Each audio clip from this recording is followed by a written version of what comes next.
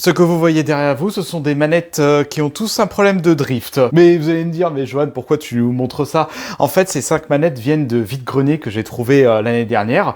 Et j'ai envie de vous dire, j'en ai un peu marre des manettes de nouvelle génération. Bon, certes, elles sont top qualité, mais elles ont toujours des problèmes de drift. C'est vraiment très très embêtant. Mais là, vous allez me dire, mais Johan, pourquoi t'achètes des manettes qui marchent pas? Ah, bah en fait, tout simplement parce que ce sont des manettes qui viennent surtout de consoles que j'achète en vide-grenier. Quand j'achète une console, bah je teste tout, et même en vidéo. 5 manettes récentes ont toutes des drifts.